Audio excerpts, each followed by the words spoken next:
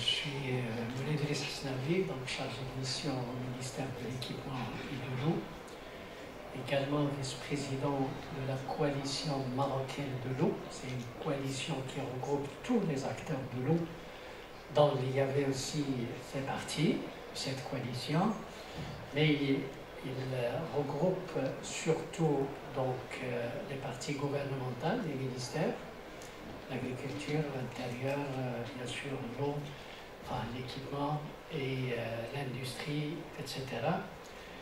Mais aussi des privés, donc la CGEM, les privés, donc les concessionnaires, les distributeurs de l'eau, bien sûr, et beaucoup d'autres privés, l'OCP, le COSUMAR, et ainsi de suite.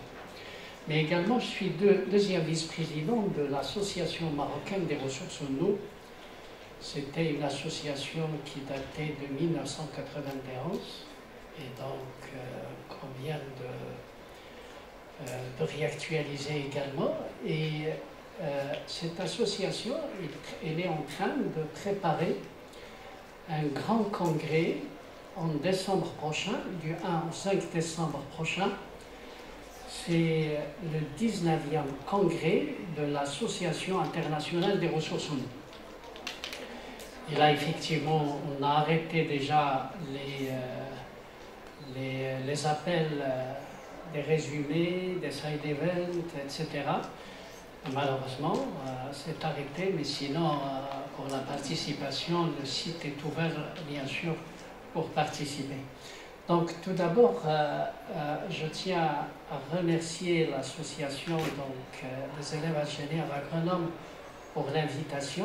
Donc, je dirais quand même, c'est aussi un devoir pour moi, parce que je suis aussi lauréat de l'IAV.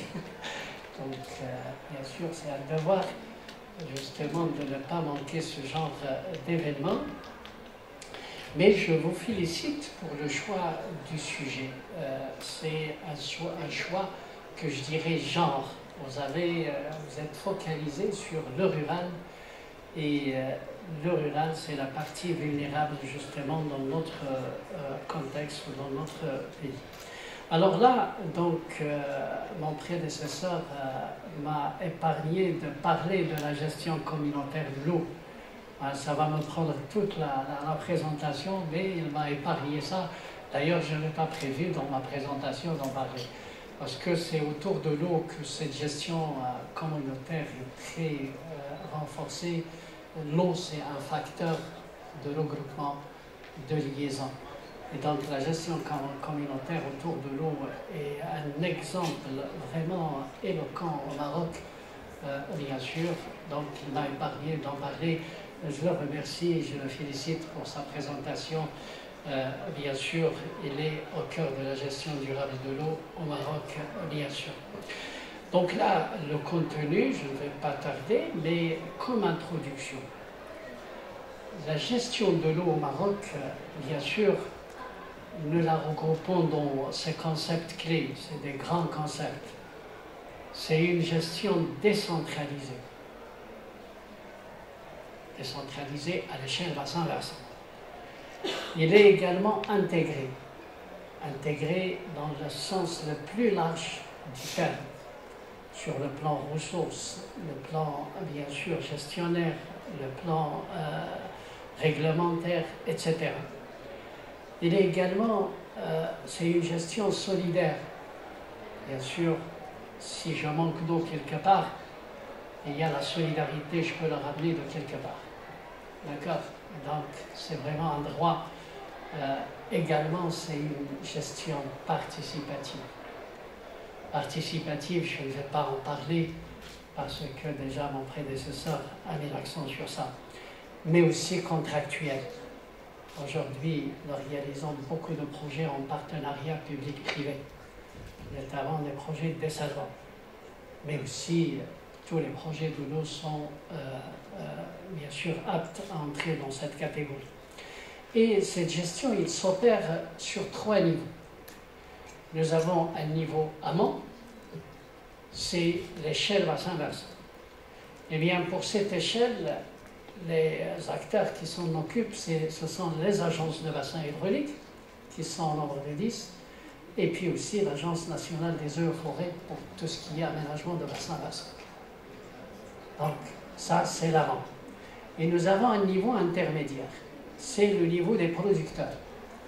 Les producteurs de l'eau potable et les producteurs de l'eau agricole. Et là, nous avons pratiquement, bien sûr, 3 acteurs essentiels, 3 groupes. L'Office national de l'électricité et de l'eau potable, pour l'eau potable, bien sûr, et les offices de mise en valeur agricole, pour la partie agricole. Mais nous avons également des privés et des particuliers, mais aussi des communautés villageoises. Le privé, l'exemple marocain, c'est l'exemple de l'OCP. L'OCP, il fait de la gestion de l'eau. Et il l'a fait de manière excellente. Aujourd'hui, l'OCP, bien sûr, c'est un leader privé dans la gestion de l'eau au Maroc. Et bientôt, il va produire également de l'eau potable pour le distribuer, bien sûr, aux citoyens. Et donc, avec des projets de dessalement d'envergure dans la partie Jadida Safi. Donc, bien sûr, les particuliers, il faut de la gestion de l'eau, les particuliers, les fermiers, enfin, les agriculteurs et les communautés villageoises. Le Maroc, bien sûr, ces communautés, bien sûr, c'est ce qu'on appelle la gestion traditionnelle de l'eau. Il est bien connu au Maroc et nous avons beaucoup de systèmes avec des systèmes de mesure et de suivi. Très ancestraux et plus efficaces, bien sûr. Et nous avons un niveau aval. Alors, sur ce niveau aval, nous avons à la fois l'Office de l'électricité et de l'eau potable, dans les branches eau. Nous avons les régies, vous savez, les régies, bien sûr, à Kénitra, à Meknès, à Fès, à Marrakech, etc., Jadida, Safi, il y a des régies, Taza, Oujda, etc.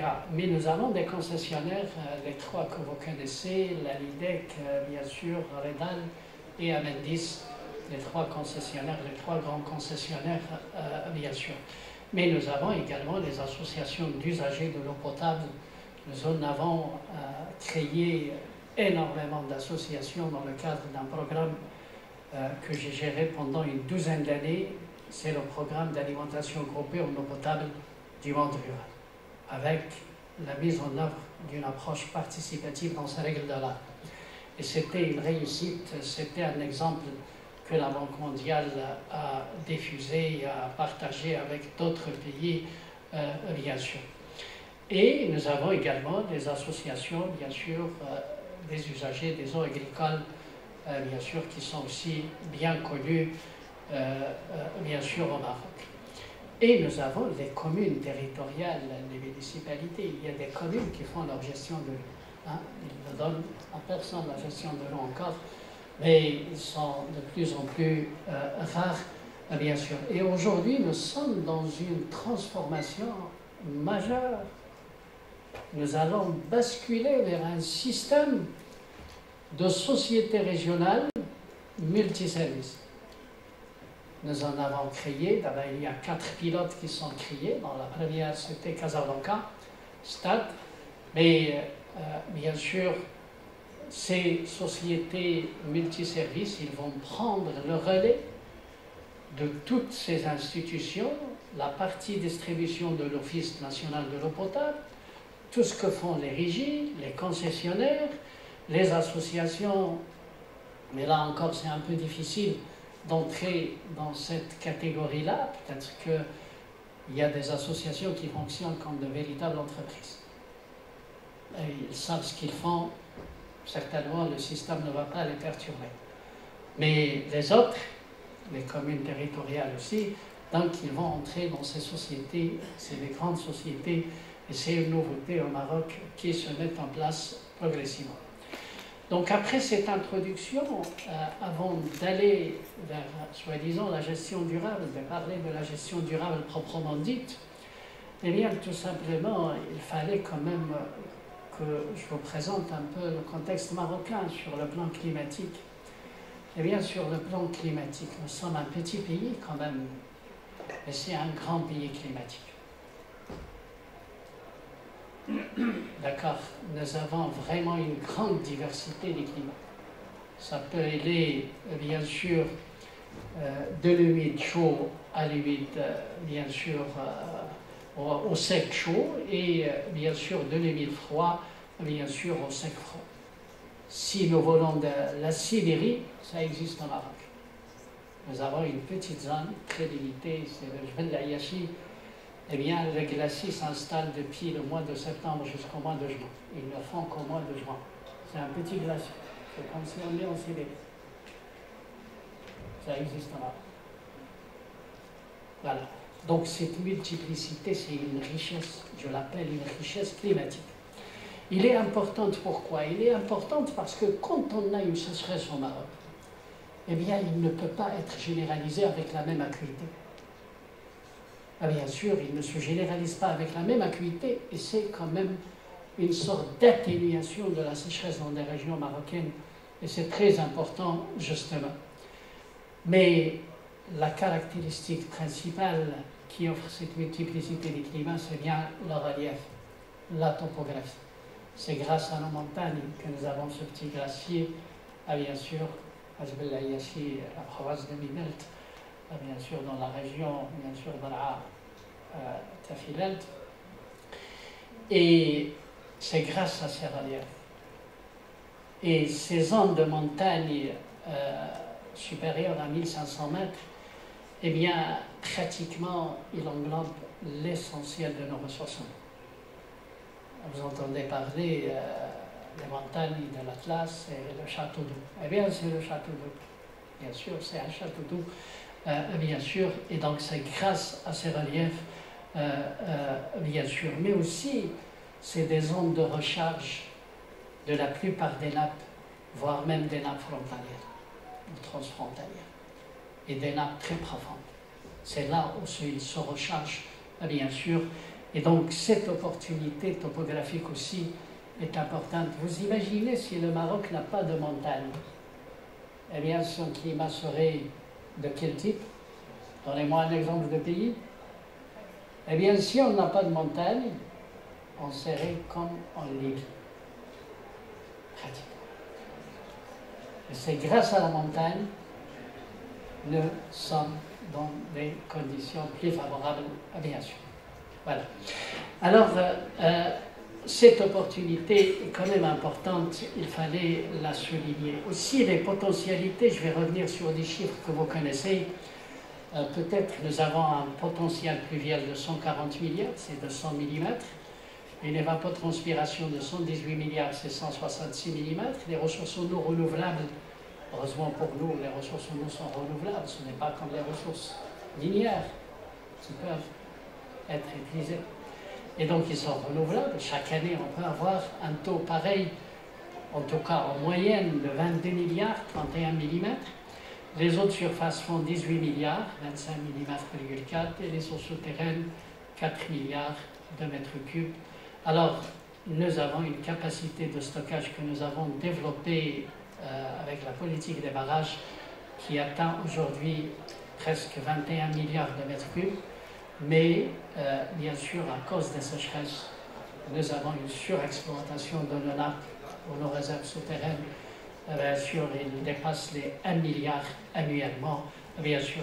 Mais nos ressources, elles sont irrégulières dans le temps et dans l'espace. Bien sûr, cette irrégularité, il nous pose bien sûr des problèmes. Et maintenant, j'arrive donc aux réalisations. Je n'ai pas cité toutes les réalisations. J'ai oublié de mettre tout ce qui se rapporte, bien sûr, à l'assainissement et à l'épuration des eaux. C'est ce qui manque ici, grosso modo, dans les principales. Mais le reste, c'est ici. Nous sommes à 154 grands barrages, 146 petits barrages et 17 projets de transfert et d'interconnexion comme étant l'infrastructure hydraulique de base, avec une capacité de presque 21 milliards de capacité aujourd'hui de stockage dans les barrages. L'alimentation en eau potable, aujourd'hui, nous sommes à 100% en urbain et à 98% dans le rural. C'est très important. Les sécheresses que nous avons vécues ces dernières années, nous les avons vécues dans le temps. Mais dans le temps, on n'avait pas d'infrastructure d'eau potable, hydraulique d'eau potable. Ça a été très dur. Nous avons très mal traversé les périodes de sécheresse des années 80 et 90. Mais aujourd'hui, on n'a rien senti parce que nous avons une infrastructure solide, bien sûr, de barrages et d'alimentation en eau potable. Pour le rural, il est déjà de 98%. C'est les zones où la dispersion pose problème. En général, où nous avons un défaut de ressources en eau souterraine, bien sûr, c'est ces zones-là qui ne sont pas alimentées de manière régulière, bien sûr. Mais pour vous dire l'importance d'avoir l'infrastructure, aujourd'hui, même dans une localité, si je n'ai pas l'eau potable, eh bien, avec une citerne, je remplis le château et tout le monde sera servi. Ce n'était pas une situation auparavant. Auparavant, c'est pas, même si j'amène la citerne, je ne peux que mettre de l'eau dans une autre citerne très mal gérée et puis distante des habitants, très difficile à exploiter et tous les problèmes qui s'en suivent. Et donc là, aujourd'hui, je ramène la citerne, je mets l'eau dans le château et l'eau est partie chez le citoyen dans son domicile. C'est quand même important. Nous avons également aujourd'hui des efforts colossaux ont été faits sur le volet des salmons de mer. Nous avons en exercice 17 usines de dessalement de mer, avec une capacité aujourd'hui de 320 millions de mètres cubes de production d'eau de mer dessalée. Pour l'alimentation en eau potable et pour l'irrigation aussi, vous êtes concernés. Donc l'irrigation, bien sûr, avec la politique des barrages, de mettre en place 1 million d'hectares en 2000, le défi, bien sûr, acquis, eh bien, nous sommes aujourd'hui à plus de 2 millions d'hectares irrigués. C'est quand même important. C'est quand même important. Je donne toujours un exemple avec l'Iran. On a commencé la politique de l'irrigation au Maroc bien avant l'Iran. Mais l'Iran, quand ils ont commencé derrière nous, ils ont, enfin, je me rappelle en 2007, 5 millions d'hectares irrigués. Donc même avec l'embargo, on ne peut pas les... C'est un grand pays quand même. Et donc, mais l'irrigation, ils ont commencé derrière nous. Mais ils sont arrivés déjà en 2007, ils étaient à 5 millions d'hectares irrigués. Bien sûr, nous sommes à 2 millions. Comparativement, nous sommes donc dans une situation très favorable. C'est des efforts vraiment qui ont coûté de l'argent au Maroc, et bien sûr, mais c'est un exemple, bien sûr, intéressant à l'échelle mondiale. Pour l'hydroélectricité, il ne faut pas oublier que l'eau est une énergie. Et c'est une énergie renouvelable. La première énergie renouvelable que nous avons exploitée, c'était bien l'énergie hydraulique. Et aujourd'hui, nous avons une capacité installée qui a été mise en place de 1100 MW. En l'an 2000, la capacité hydraulique installée était de 30% de la puissance nationale. Et nous économisait quand même de grandes quantités de fuel, et c'était de l'énergie renouvelable. 30%, c'est quand même important. En 2000, ce n'est que après l'apparition des autres énergies renouvelables, éoliennes, solaires, que bien sûr l'énergie hydraulique a régressé en termes de proportion. Ils sont devenus d'abord dans le même niveau, 14%, 14%, 14%. En fait, en 2030, nous serons à 14%, 14%, 14% pour l'éolien, l'hydraulique et le solaire dans le mix énergétique de notre pays. Mais peut-être que l'éolien et le solaire vont continuer, bien sûr. Il y aurait peut-être d'autres énergies décarbonées qui vont apparaître. Je ne vais pas en parler, mais peut-être que vous déduisez de quoi je parle. Nous sommes en train de réfléchir justement à mettre en place d'autres sources d'énergie décarbonées, bien sûr, et des énergies également fiables, à haut risque, mais c'est fiable. Et donc là, je ne vais pas en parler de grandes ou des perspectives ambitieuses dans le futur, dans le secteur de l'eau, en termes d'infrastructures, de construction de barrages. Nous avons, là c'est une erreur, c'est pas 2A, c'est 20 barrages en cours de construction aujourd'hui. Donc c'est des chantiers qui sont ouverts partout et bien sûr. Donc c'est important. Alors, avant de parler justement de ce que peut être cette gestion durable des ressources en eau, eh bien d'abord, il vaut mieux qu'on prenne connaissance aussi de la situation au Maroc de nos ressources en eau. Eh bien, nous avons quand même des ressources en eau modestes, mais j'ai essayé de mettre dans cette figure, bien sûr, quand on a une sécheresse, on arrive à la caractériser. C'est-à-dire, dans sa période de retour, on sait que, bien sûr, qu'il est, bien sûr, la valeur de cette sécheresse ou de cette humidité, bien sûr. Eh bien, au Maroc, nous avons vécu dans l'histoire 2 périodes. Une période avant 1970, où nous avons, bien sûr, des années humides, qui peuvent aller jusqu'à 6 années successives humides. Et puis, les années sèches ne dépassent jamais, dans cette période, les 3 années. Mais on a basculé, bien sûr, sur une autre période, beaucoup plus sèche, c'est à partir de 1970. À partir de 1970, eh bien, c'est l'inverse.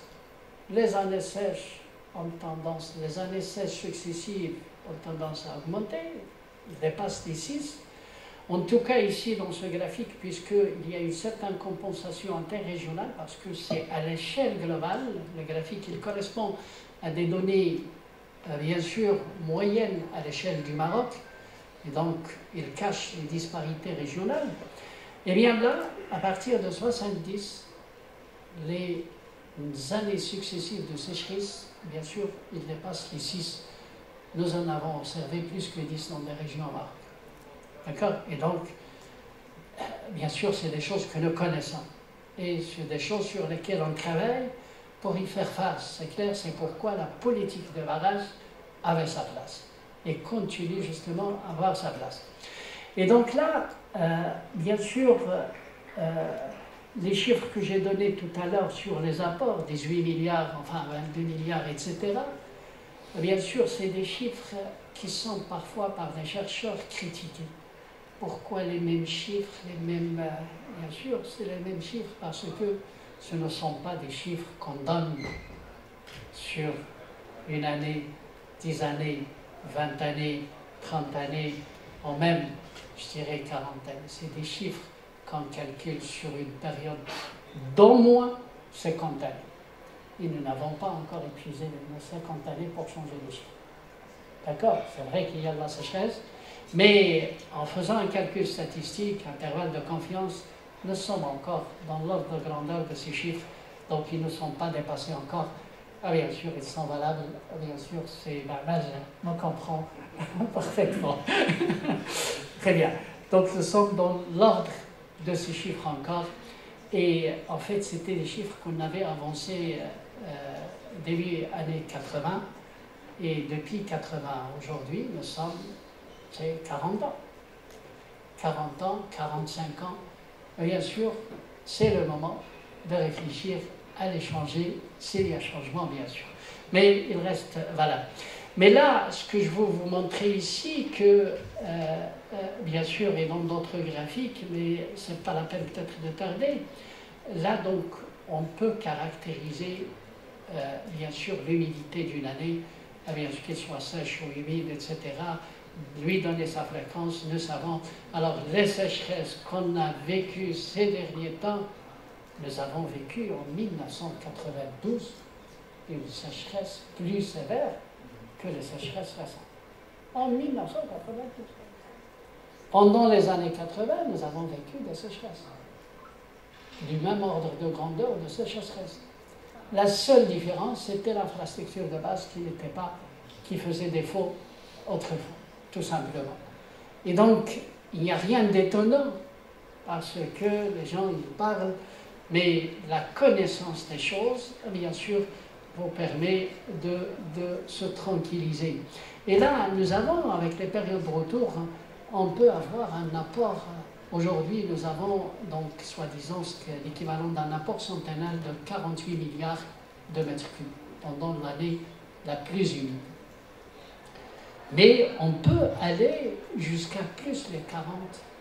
On peut aller, bien sûr, au moins à 60 milliards, sinon 60, 70 milliards, pendant des années humides qu'on n'a pas encore vécues. Mais ça peut arriver. On calcule ces choses-là.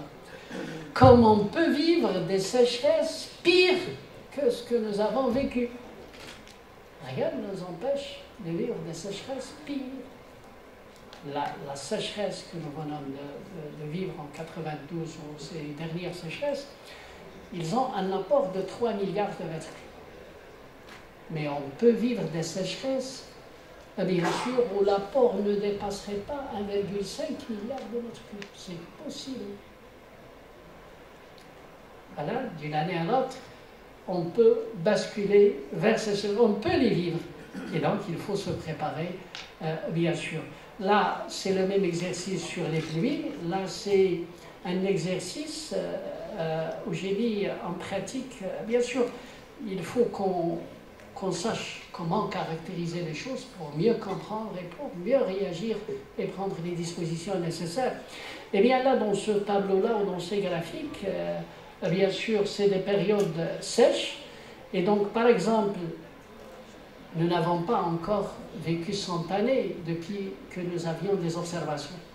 Mais je peux avoir une année avec un apport de moitié ce que nous avons observé de 3 milliards, 1,6 en 100 ans. Et puis aussi, maintenant, les données, nous avons 80 ans quand même de données. Hein. Ces choses-là, elles sont faites sur 80 ans de données.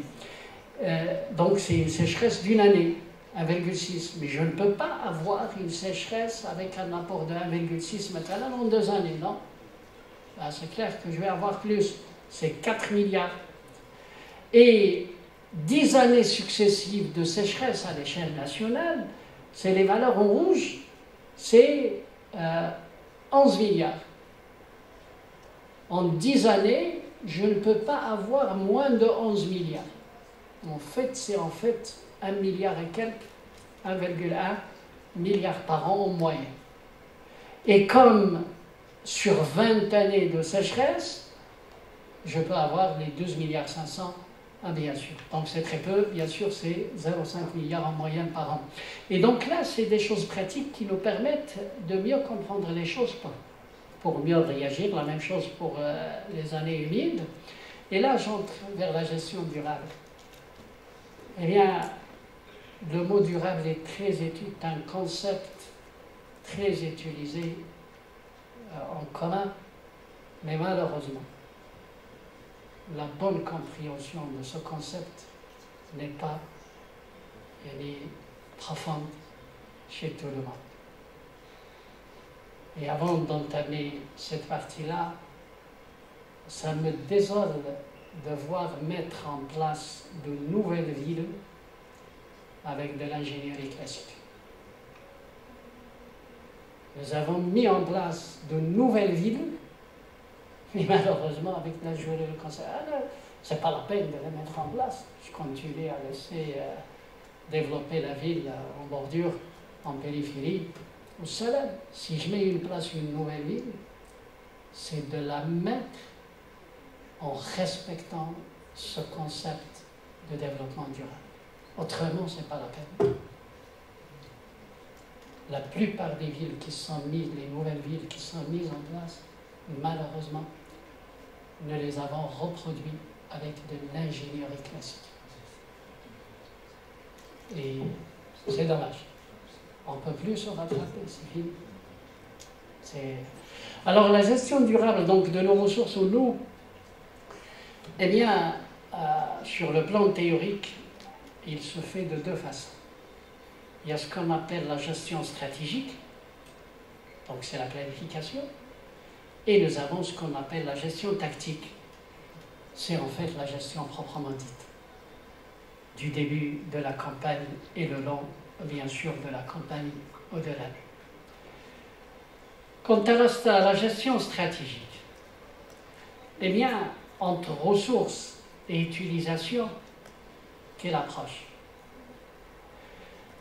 Pour les ressources, et ce détail, malheureusement, on ne le fait pas encore, malheureusement, parce que faute de temps, faute de données, faute, on ne fait pas ces choses-là, bien sûr, à ce même niveau de détail que je vous donne ici, mais nous sommes un pays de rareté. Le moindre détail est important pour nous. Ce n'est pas quelque chose à négliger. Et je vais vous donner des exemples. Nous avons en termes de ressources, rien que pour les ressources, nous avons des ressources en eau de surface, on appelle de surface, des ressources en eau souterraine peu profondes, accessibles, des ressources en eau pluviales au sens strict du terme, des ressources en eau atmosphériques, on peut capter la vapeur d'eau, c'est clair. Nous avons des ressources en eau usées, bien sûr épurées, mais à l'origine usées. Nous avons des ressources en eau marines, très bien. Des ressources en eau saumâtres, aussi bien de surface que souterraine. Nous avons des ressources en eau profondes, pratiquement aller dans une nappe très profonde à 1500 mètres. Là, ça, c'est le coût d'un petit barrage pour faire un forage. D'accord? Donc, c'est différent. Les ressources en eau de résurgence, en eau de mer. Nous avons beaucoup de résurgence en eau de mer, des eaux douces qui sortent en profondeur dans la mer. Et si on peut les capter aussi, c'est important. C'est ce qu'on appelle des résurgences en eau de mer. Et bien sûr, ça existe. On ne les capte pas encore. Malheureusement, on a essayé, on essaie de développer ces aspects. Et nous avons des glaciers, nous avons un petit glacier de Jebel Ayashi, bien sûr. C'est très facile d'aller le voir. Vous allez à Midelt, vous le voyez. D'accord? Vous traversez la route nationale 13 vers Midelt et vous allez le voir, bien sûr, à partir de septembre jusqu'en juin. La fonte. C'est clair. Et de l'autre côté, nous avons les utilisations. Malheureusement, pour les utilisations, on n'entrait pas aussi dans les détails, dans la réflexion et nos évaluations. Alors, les utilisations potentielles, ce que j'ai appelé différents postes de consommation, nous avons pour l'eau potable, et encore pour l'eau potable. Nous n'avons pas besoin de la même eau pour l'eau potable. La lessive, l'hygiène, les toilettes, la cuisine, le lavage, ça nécessite des eaux qui peuvent être différentes. Rien que pour la boisson et la cuisson, nous avons besoin de l'eau potable. Le reste, je n'ai pas besoin de l'eau potable. Ni pour la lessive, ni pour, bien sûr, le lavage, bien sûr, du domicile. Et donc, nous avons les piscines, les ustensiles, donc vraiment c'est des détails. Malheureusement, sinon, غادي نحبس وغادي نمشي بحال هكا. ما كاين حتى مشكل. أنا عندي je crois, nous avons les eaux industrielles, même de la fabrication des aliments jusqu'au refroidissement. Nous avons des eaux touristiques qui regroupent un peu tout, le domestique, l'industriel, etc. Les arrosages des espaces verts, les ressources en eau usées selon leur type, bien sûr l'arrosage légal, l'embellissement, c'est aussi important. Les barres de fontaine que vous voyez dans les villes, les petits ruisseaux qu'on peut créer dans les villes aussi, c'est de l'embellissement, ça c'est des besoins aussi. L'irrigation, l'abreuvement du cheptel, le lavage des espaces publics, l'énergie hydroélectrique, les débits sanitaires, écologiques, environnementaux, etc., le maintien des écosystèmes, c'est des besoins écologiques. La recharge artificielle des nappes, j'ai un besoin. L'eau stratégique pour faire face, par exemple, aux sécheresses à partir des eaux souterraines, c'est aussi une utilisation. Pour laisser cette peau, ne pas l'exploiter, c'est comme si c'est une utilisation spécifique. Et la production biologique, on produit bien sûr de la biologie, le poisson bien sûr dans les eaux des lacs, etc. Et puis les eaux aussi destinées aux activités sportives et de loisirs dans les lacs, dans les skis, etc. Donc là, dans un contexte de rareté, voire même de pénurie, eh bien, nécessité d'approche. Qu'est-ce qu'il nous faut comme approche? D'abord, il faut faire des priorités. Quelles ressources je vais exploiter pour quelle utilisation? Ça, on ne les fait pas encore. C'est ce qu'il faut faire. Je vais exploiter telle ressource pour telle utilisation et telle ressource pour telle autre utilisation. Donc la priorité, l'intégration. Dans ma réflexion, je prends de manière à intégrer ces choses-là. Autrement, je vais être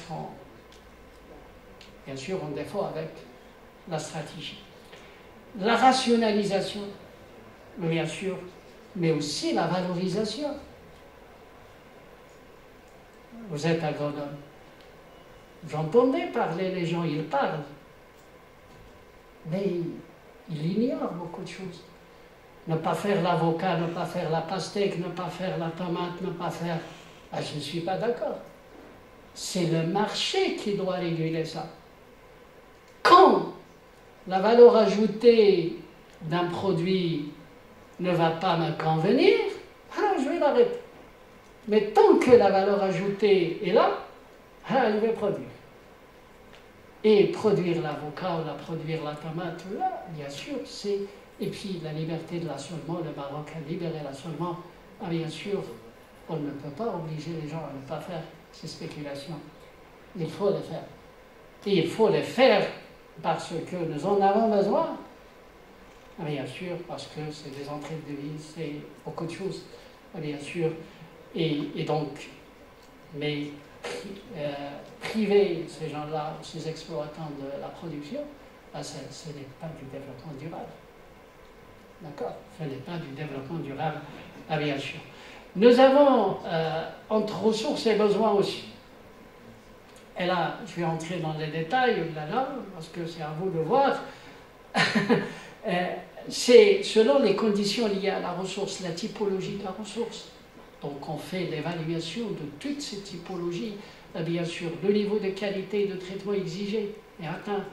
Bien sûr, les priorités adoptées, le niveau d'intégration nécessaire, le niveau de rationalisation qu'il faut et le niveau de valorisation qu'il faut.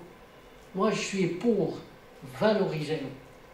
Si aujourd'hui, bien sûr, en dehors de la poisson et la cuisson et l'hygiène, ah bien sûr, l'eau, je peux faire l'avocat, je peux faire la tomate, je peux faire parce que je valorise.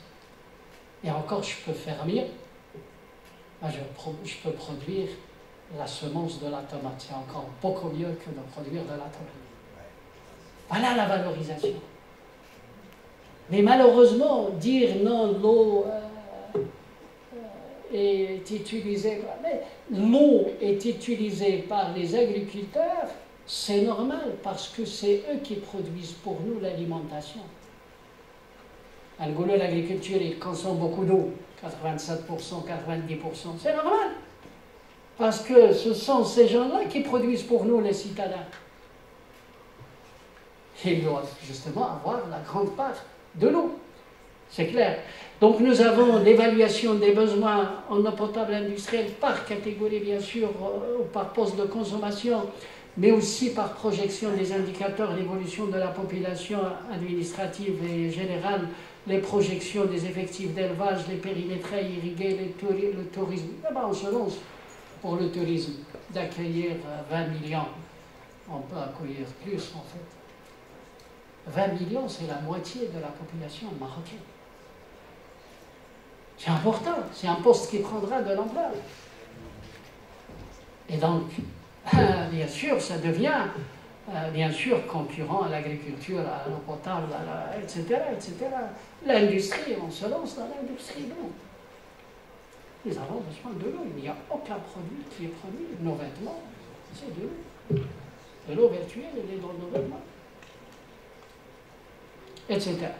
Donc là, bien sûr, selon l'impact du changement climatique, on prend en considération tout cela, et puis on compare les besoins, on élabore des schémas d'aménagement par scénario et échelonnement dans le temps, bien sûr, on fait les études d'impact, les réalisations, et on fait, après, une fois que le projet est réalisé, ce qu'on appelle la gestion proprement dite, c'est la gestion tactique.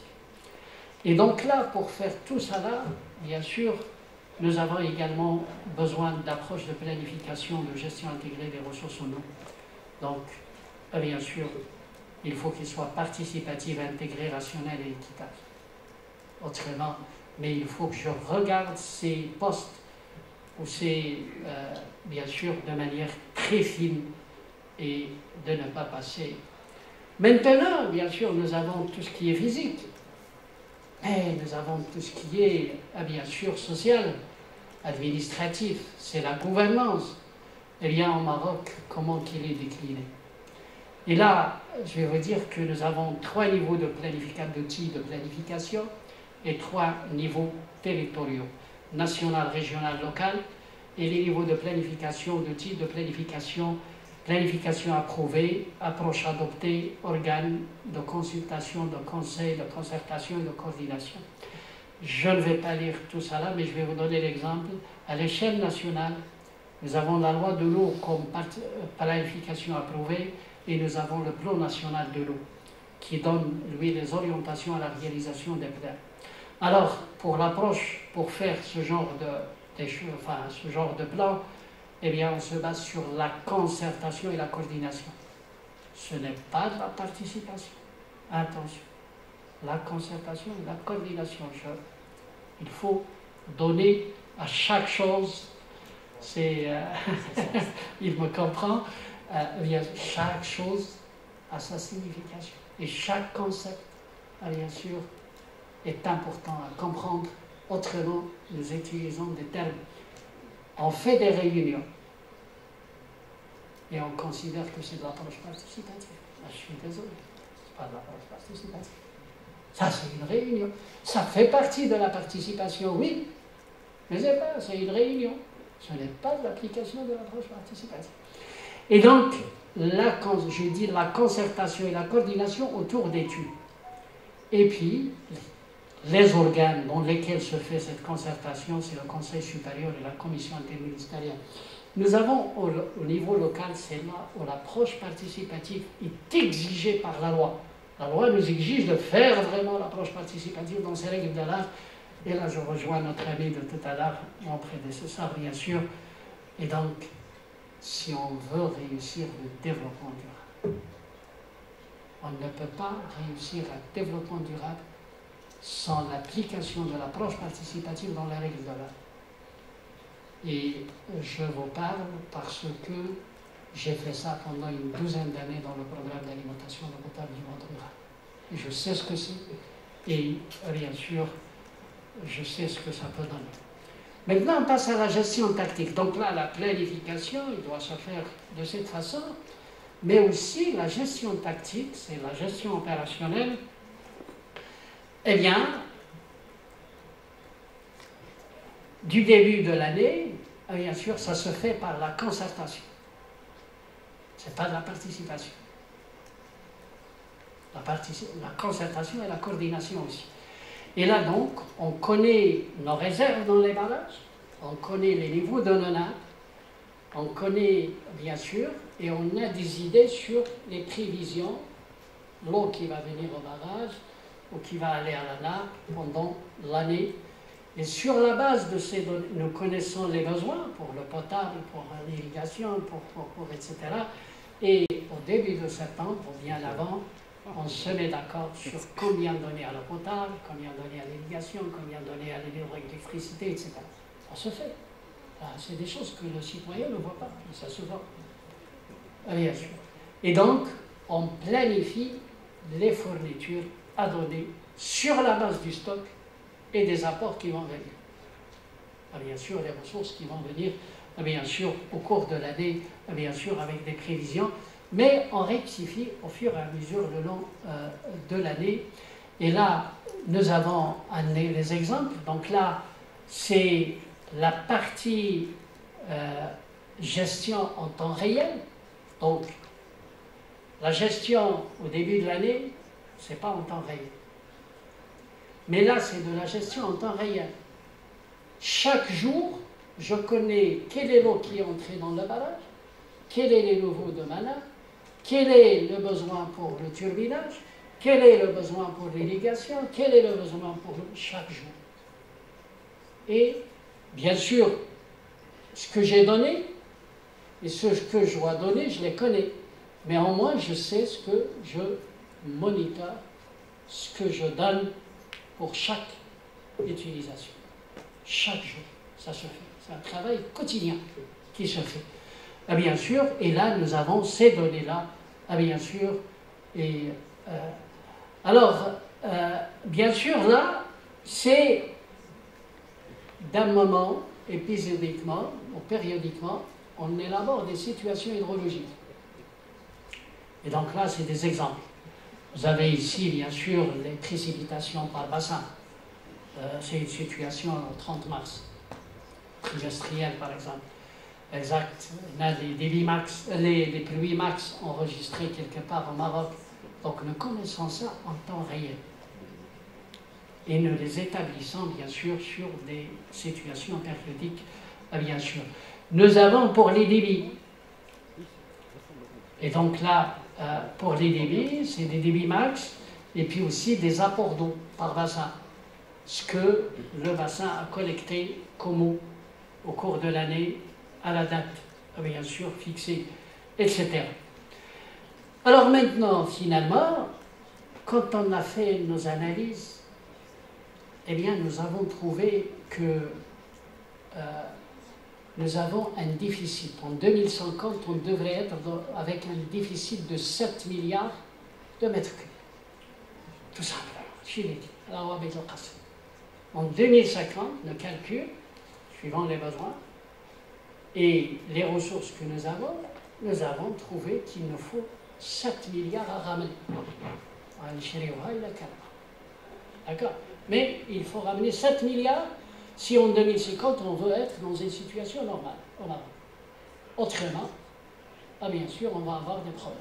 Si on n'arrive pas à trouver d'où faire venir ces 7 milliards de mètres cubes, ça va être un problème. Alors, les solutions qui étaient présentées, donc un déficit de 7 milliards, nous avons tablé sur la mobilisation supplémentaire par les barrages, les grands barrages. Nous avons beaucoup d'eau aussi qui vont à la mer. Et donc, nous voulons collecter, ça nous coûte cher, mais on table sur l'augmentation de la capacité de 20 milliards aujourd'hui à 32 milliards en 2050 de barrages. Il ne va pas nous ramener les 10 milliards ou les 12 milliards supplémentaires de stockage, il va juste nous ramener 3 milliards régularisés. Il y a les 20 12 milliards غنزيدوها غنتحكموا غير فواحد 3 مليار هي اللي ديالنا le reste c'est pas évident. D'accord? Donc c'est ça, donc il va nous rajouter 3 milliards. احنا 3 مليار من 6 شحال باقي لنا 4 milliards. 4 milliards, nous allons faire aussi, donc on commence par les postes, bien sûr, à notre portée, l'économie de l'eau en irrigation. Malheureusement, ça ne se fait pas dans les règles d'art. Il se fait au détriment de l'extension et non pas la transformation. Et donc, l'économie de l'eau en irrigation, il va nous apporter entre 2,5 milliards, là même un petit peu moins que 2. Bon, c'est des chiffres, des estimations. Mais il va nous apporter cette économie. Le problème, c'est que, au lieu de faire cette économie, on fait le goutte à goutte des extensions. Là où est le mouchkil? Bien sûr, la politique elle est claire. C'est transformer l'existant en goutte à goutte. Nous ne faisons pas de transformation, nous faisons l'extension en goutte à goutte. Donc c'est deux approches différentes, mais là, bien sûr, et donc là, c'est là où il y a la faille. Mais si on transforme l'existant en goutte à goutte, eh bien, nous allons avoir 2 milliards d'économies d'eau. Ajouter les 3, on a 5. Et donc, la plus grande niche pour avoir le reste, et c'est stratégique, c'est le dessalement de gaz. Et aujourd'hui, nous tablons sur 2 milliards de mètres cubes. Ça va être un leader à l'échelle mondiale dans le dessalement. Et donc, ça fait combien? Nous, 7 milliards. Avec ça, bien sûr, en 2050, nous allons être péchés. Aucune crainte. Non? Oui, bien sûr, c'est clair. Bien, je ne vais pas parler de la réutilisation des eaux usées, je ne veux pas parler de la collecte des eaux pluviales, je ne veux pas parler. Il y a aussi d'autres niches, bien sûr, sur lesquelles on peut économiser, nous aurons des ressources supplémentaires. Mais stratégiquement, c'est la base pour avoir, bien sûr, les 7 milliards. Et pour parler de dessalement, le dessalement, c'est une grande opportunité pour notre pays.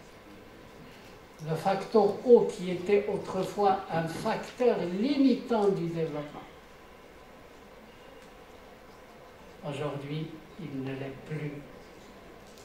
Le développement socio-économique de notre pays peut continuer avec force, mais on ne craint rien aujourd'hui. Avec maintenant 3600, 3500 kilomètres de côte, on ne craint rien, bien sûr. Et donc, c'est une grande opportunité. Et là, j'essaie de donner ce slide. Le dessalement, là, je me rappelle, et j'étais parmi les gens qui ont appelé. Bien sûr, je prévoyais la situation d'il y a 2020, 2025. Depuis les années 90, on prévoit ça. Et on ne cessait pas de crier pour le dessalement et pour le généraliser à la côte marocaine.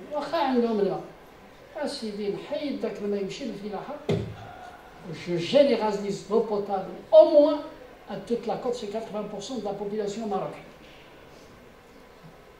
Ça ne me coûte rien. L'eau à côté.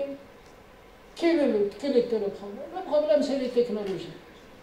Les technologies, si je ne les fabrique pas, bien sûr, je perds une grande valeur ajoutée. Mais si je les fabrique, on a introduit l'aéronautique, on a introduit, bien sûr, l'automobile, on a introduit les industries, ou l'industrie, il y a les technologies pour les énergies renouvelables, pour les pompages, pour l'eau, pour le dessalement, etc. Ça, on ne peut pas le faire. Et une fois qu'on a agi sur la fabrication de la technologie localement, les coûts ils vont devenir à la porte. Et puis, on aurait une amende.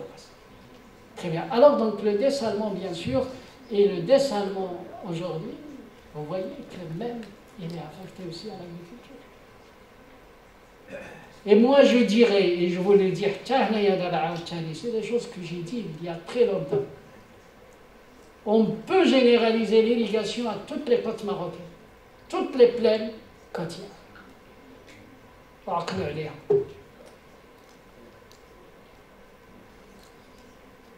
On va sécuriser l'alimentation dans notre pays d'une manière.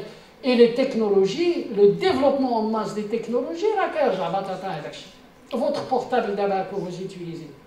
Mais les canaux, les portables, d'abord, tout le monde a un portable, même dans le rural, tout le monde a deux portables. Parce que c'est le développement en masse des technologies.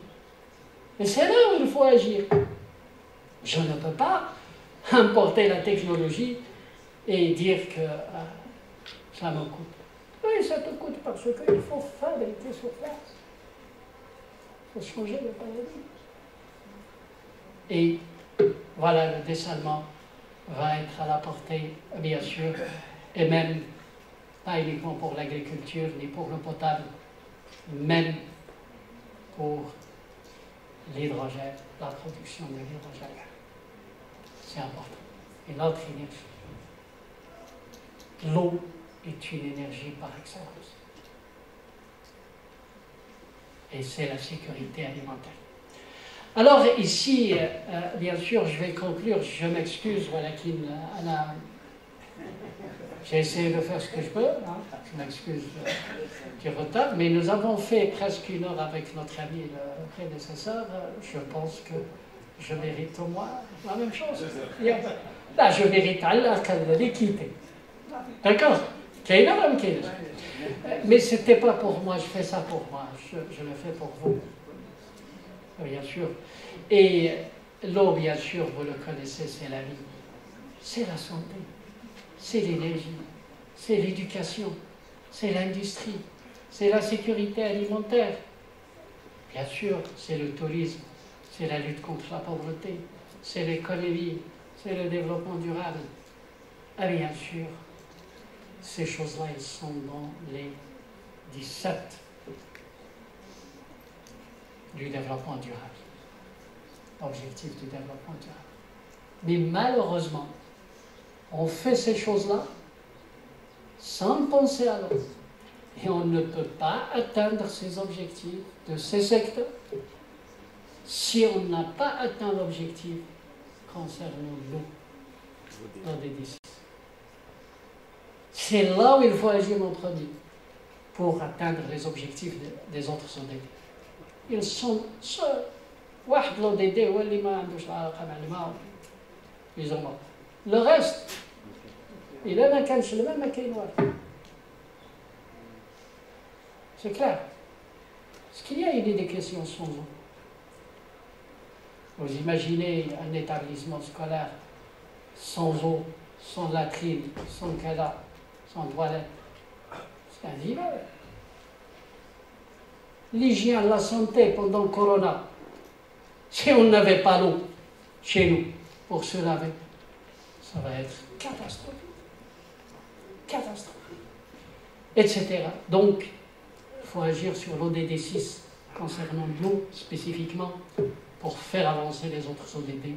Autrement, ils ne seront jamais achevés, bien sûr. La deuxième chose, c'est malgré la situation critique de l'eau au Maroc et grâce à sa proximité de la mer sur plus de 3500 km de côte pour le dessalement, aujourd'hui, je peux vous dire que nous n'avons aucune contrainte au développement socio-économique du pays. On peut faire couche. Plus de contraintes, plus de limitations, avec l'opportunité du dessalement. Néanmoins, on ne peut pas dessaler en masse. On ne peut dessaler au sac. Là, il faut quand même surveiller beaucoup de choses. D'abord, c'est des choses qu'on ne peut pas faire au moindre coût sur le développement des technologies pour accompagner les énergies renouvelables qui sont utilisées pour le dessalement. Bien sûr, les technologies de dessalement, l'épuration de l'eau et le recyclage, les technologies d'usage économe de l'eau, les systèmes d'information sur l'eau sont technologies, je ne veux pas faire ça. Mais aussi, il y a la contrainte environnementale. Je dois surveiller l'impact environnemental du dessin. Je dois surveiller et la recherche doit progresser pour trouver des solutions, bien sûr, environnementales aux impacts de la saumure qui est rejetée, encore une fois, vers la mer. Voilà, sur ce, je vous remercie. Je m'excuse de ce délai.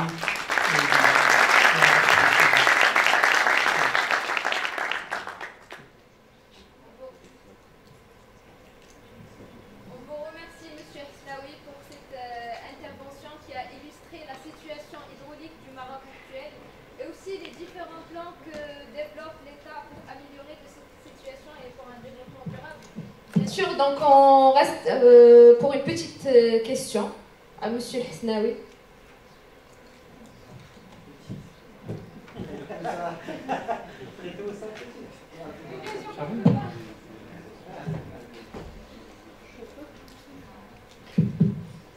Bonjour, je me présente, Madame Nabil Hana, enseignant-chercheur à l'École nationale des ingénieurs forestiers, aussi secrétaire général du réseau d'initiatives agroécologiques RIA. Ça peut être une question ou une polémique. Je n'étais pas d'accord sur certains points. Par exemple, la ressource en eau est une ressource renouvelable. Je suis bien d'accord dans des conditions normales. Mais au point où on est au jour d'aujourd'hui, dans les conditions de changement climatique, du moment que tous les prélèvements dépassent largement l'entrée, le rechargement en ressources en eau, donc c'est plus une ressource renouvelable. Donc il faut le crier fort et dire que c'est plus une ressource renouvelable. Faisons attention. On est dans un concept de changement climatique, c'est certifié avec le rapport de GIEC. On va dans des situations qui s'empirent d'ici 2050. Les sécheresses des années 70, 80, 90, c'est plus le cas, ça va devenir pire. Et il en ressort pas que le stress de l'eau. Là, il y a le fameux groupe de Stockholm, c'est une limite planétaire qu'on a atteint à l'échelle mondiale, pas au niveau du Maroc. Elle est accentuée au niveau du Maroc parce qu'on est, je ne sais pas, malheureusement, heureusement, situé au niveau de la Méditerranée, et c'est un point à l'échelle du globe où c'est accentué. Donc, la ressource en eau, c'est le fameux cycle de l'eau. Ici, le fameux cycle de l'eau, donc c'est les précipitations. Il faut qu'on mette ça en considération. À mon avis, le seul point qui peut nous aider à recharger les gouttes en eau, c'est replanter. C'est la réintroduction de l'arbre. C'est l'arbre qui va nous attirer les nuages et favoriser la précipitation pour inciter la formation des glaciers et tout ça. Parce que si on n'a pas... Là, je fais mes expéditions avec mes étudiants dans la zone d'Azélal, qui est le vrai château d'eau, mais malheureusement, ils n'ont même pas une goutte d'eau pour voir. Le fameux château d'eau. On a beau avoir des barrages, on avait une belle politique, mais malheureusement, le taux de barrage qu'on a, heureusement, cette année, il a plu, il n'est pas rempli. Donc, il faut parallèlement qu'on fasse des actions pour favoriser le remplissage. Il ne faut pas qu'on aille vers des agricultures consommatrices d'eau. Il faut qu'on fasse un développement durable, surtout inciter au respect des services écosystémiques. Donc, aller dans les essences autochtones qui permettent de moins consommer de l'eau. Donc, il faut qu'on oublie l'avocat, il faut qu'on oublie les myrtilles, il faut qu'on oublie la tomate. Parce que ce que le Marocain a besoin essentiellement, c'est le pain, le thé, les olives, pour manger d'abord à sa faim. D'abord ça. C'est un luxe. Est-ce que le Marocain lambda a le pouvoir d'acheter l'avocat à 5 € ou 50 dirhams? C'est secondaire. Donc j'assure ce qui est vraiment nécessité alimentaire et je passe. Et donc, vous avez évoqué le dessalement. Je suis pour. C'est une solution bien. Mais tant que je n'ai pas une étude d'impact, je ne peux pas me prononcer. Une étude d'impact sur les ressources océaniques. Qu'est-ce qu'il en est? Il faut qu'on mette tout ça en considération pour qu'on puisse se projeter. J'aimerais bien qu'on utilise le dessalement pour favoriser le reboisement. Faire une ceinture verte le long du Maroc. Et c'est ce qui va nous apporter de la pluie. Dans le tropique, il pleut parce qu'il y a des arbres. Soyons conscients que si on introduit les arbres dans notre agriculture, je vous assure, on aura moins d'effets de chaleur, de température. On aura cette ressource en eau, cette eau utile que j'appelle l'eau verte. Elle sera disponible au niveau du sol et ça va permettre de viabiliser le sol.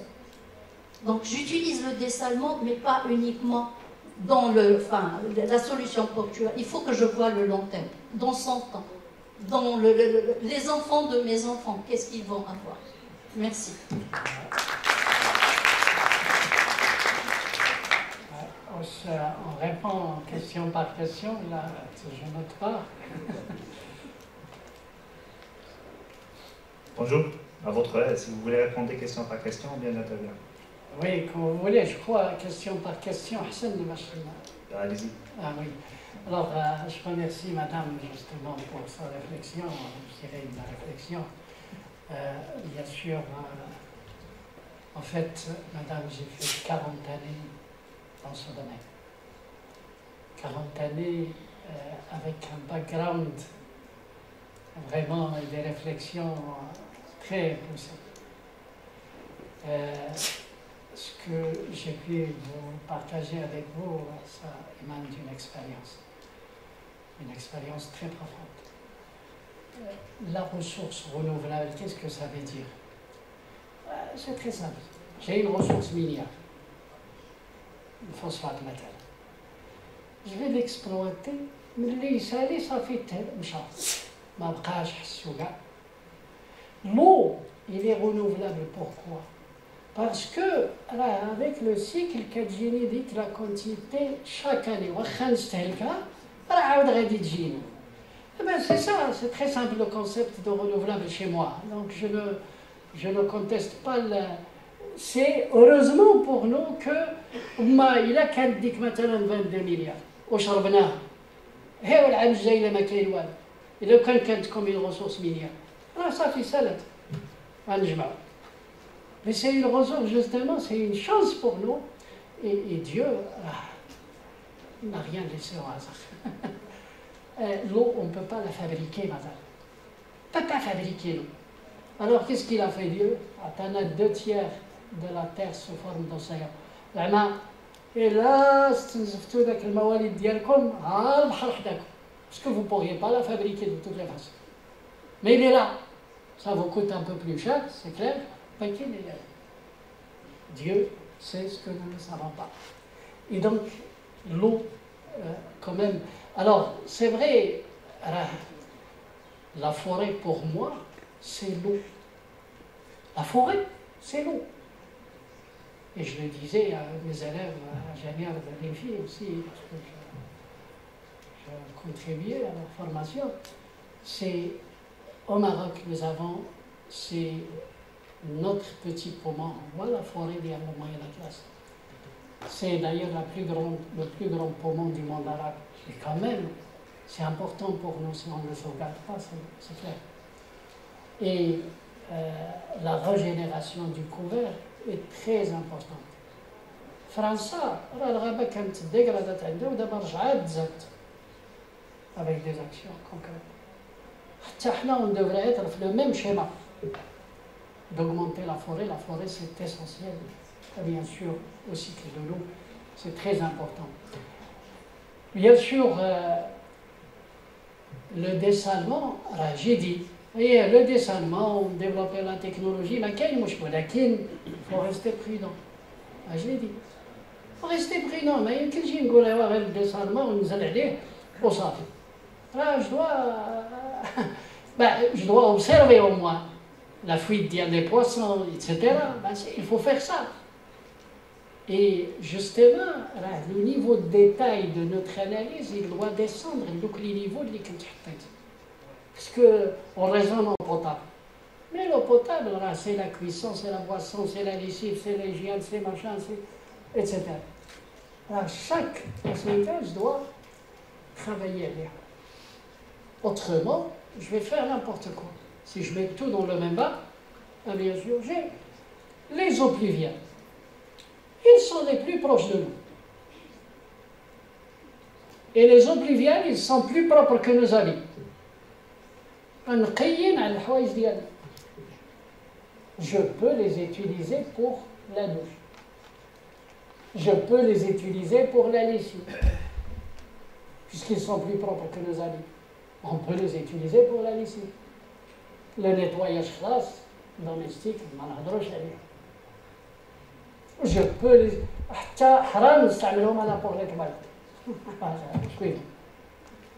Ils ont une qualité plus importante qu'il faut valoriser tout simplement. Et c'est pourquoi il faut réfléchir petite chose par petite chose, bien sûr. Et je passe à peut-être une deuxième question. Merci. Je me présente, Sabdi Matla, je suis enseignant-chercheur au département de sciences humaines à l'Institut économique et vétérinaire Hassan II. Peut-être je n'ai pas suivi depuis le début, mais je veux juste rebondir par rapport à 2 propos que vous avez avancés dans la présentation qui m'ont rassuré. Et j'interviens dans le sens parce que pour nous, ces événements comme ça, c'est une continuité de formation pour nos étudiants. Il faut vraiment qu'on fasse attention d'une manière très approfondie par rapport à ce qu'on dit et ce qu'on a envie de dire. Vous avez avancé, Serhsnaoui, qu'on ne craint rien pour le développement socio-économique avec le dessalement. Et le deuxième propos, avec le dessalement, l'avenir de l'agriculture marocaine, il n'y a pas de souci.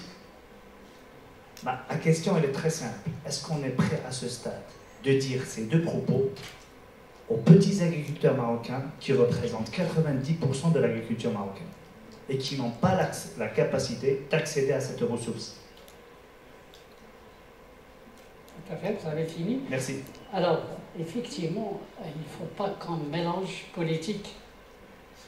Il y a la technique, il y a la politique. Alors pour moi, ça c'est un problème politique. Mais quand je dis on ne craint rien, si on devrait craigner quelque chose, ما غتشوفوش التهافت ديال les pays pour venir يستثمروا في بلادكم. Parce que nous, c'est un facteur limitant. هذا ما كانش رانا عندنا ندير. ولكن justement pour comprendre qu'il n'y a aucun problème, c'est arrivé en masse dans les pays où les grands, le Maghreb, ça signifie justement qu'il n'y a pas de problème. Alhamdoulilah, il y a mais la politique doit suivre. Qu'est-ce que je peux dire? La politique, c'est les gens de la politique. Mais ne nous craignons rien. Dorénavant. Question. Oh. Bon. ما توجهت السؤال ديالك ولا باقي. Oui, oui, parce que s'il n'y a pas d'eau, on ne peut rien faire. Vous imaginez, vous arrivez maintenant d'un million au million de le million de filan, c'est Bouaziz est là pour confirmer. S'il n'a pas d'eau, ça va aider. عنده غير غادي يجمع سميتو ديالو ويشد الطريق pour partir. Parce que les possibilités de dessalement, ما يمكنش نديرهم تماك. Tout simplement. Mais si je n'ai pas d'eau à Rabat, je n'ai aucun problème. Dieu m'a donné de l'eau qu'on ne peut pas fabriquer juste à côté une grande quantité. Donc il faut faire attention. Très bien. Très bien. Je vous remercie, chers étudiants, chers professeurs. C'est Bouaziz, c'était l'un de mes professeurs aussi. Bien sûr. Il y a que d'abord j'ai fait une expérience d'il y a 40 ans. Pas d'accord avec vous sur hein? Pas d'accord avec vous. Et il peut ne pas être d'accord, bien que je sois son élève. Vous avez émis des messages erronés, très dangereux. Ah bon? Oui. Et voilà, le muhim, ça reste mon avis, je suis responsable de mon avis. Voilà. Merci beaucoup, Monsieur Hesnaoui. Là, je dis.